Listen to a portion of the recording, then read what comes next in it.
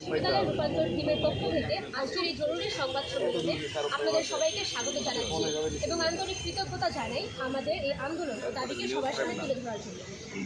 প্রিয় সাংবাদিক, গত বছরের সেপ্টেম্বর মাসে আমাদের 7 কলেজের এই আন্দোলন শুরু হয়েছিল। 7 কলেজকে ঢাকা বিশ্ববিদ্যালয়ের অধিভুক্ত থেকে বাতিল করার পর দীর্ঘদিনের শোষণ বঞ্চনার মুক্তি হিসেবে আমরা এই আন্দোলন শুরু করি। শুরু থেকে আমাদের দাবি ছিল 7 কলেজের ঢাকা বিশ্ববিদ্যালয় অধিভুক্তি বাতিল করে এই কলেজগুলোর সমন্বয়ে একটি পূর্ণাঙ্গ বিশ্ববিদ্যালয় প্রতিষ্ঠা করা। আমাদের দীর্ঘদিনের আন্দোলন থেকে প্রাপ্তি ও সর্বশেষ পরিস্থিতি আপনাদের জানাতে আজকে আমরা একত্রিত হয়েছি।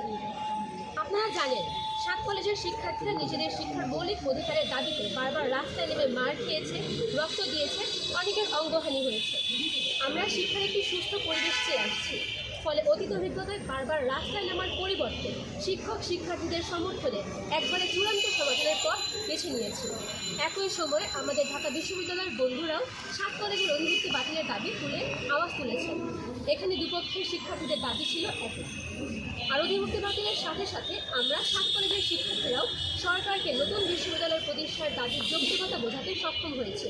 ফলে একদিকে ঢাবি কর্তৃপক্ষ 7 কলেজের অধিভুক্তি বাতিলের সিদ্ধান্ত নিয়েছে, অন্যদিকে সরকারও আমাদের 7 কলেজের সমন্বয়ে নতুন একটি বিশ্ববিদ্যালয় প্রতিষ্ঠার প্রতিশ্রুতি দিয়েছে। আপনারা জানেন, ইতিমধ্যে ইউজিসি ঢাকা কেন্দ্রীয় বিশ্ববিদ্যালয় ঢাকেবি নামে আমাদের 7 কলেজের নতুন বিশ্ববিদ্যালয়ের নাম প্রস্তাব করেছে। আমরা জেনেছি, নাম ছাড়াও নতুন বিশ্ববিদ্যালয়ের লোগো ও মডেলও প্রস্তুত রয়েছে। ইউজিসির পক্ষ থেকে জানানো হয়েছে, খুব তাড়াতাড়ি নতুন বিশ্ববিদ্যালয়ের লোগো ও মডেল প্রকাশ করা হবে।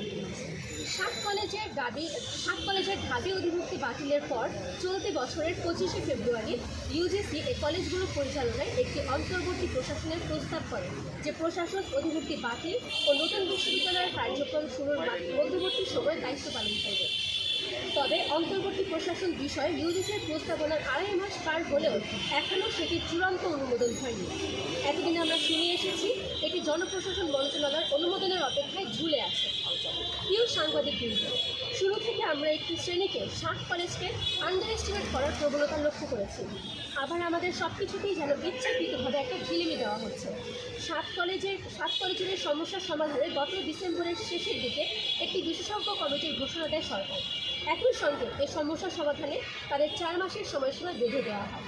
কিন্তু গত 30 এপ্রিল এই কমিটির সময়সীমা শেষ হলেও এখনও সমস্যার সমাধান হয়নি। আমরা এমন সময়ক্ষেপণের তীব্র নিন্দা জানাচ্ছি। নতুন বিশ্ববিদ্যালয়ের নাম চূড়ান্ত হওয়ার পর স্বল্প সময়ের মধ্যে অন্তর্বর্তী প্রশাসনের প্রজ্ঞাপন দেওয়ার কথা থাকলেও তা কোনো এক অদৃশ্য কারণে এখনও ঝুলে আছে। অন্তর্বর্তী প্রশাসনের প্রজ্ঞাপন ও অধ্যাদেশ জারি না হওয়ায় বিশ্ববিদ্যালয়ের স্বতন্ত্র প্রশাসনিক কাঠামো, একাডেমিক কার্যক্রম, পরীক্ষা সহ সব কিছুতেই আমাদের এখন ঢাকা বিশ্ববিদ্যালয়ের উপর নির্ভর করতে হচ্ছে। আমরা মনে করি এটি একটি স্বায়ত্তশাসিত বিশ্ববিদ্যালয় প্রতিষ্ঠার উদ্দেশ্যকে বাধাগ্রস্ত করছে। তবে আসার কথা হলো,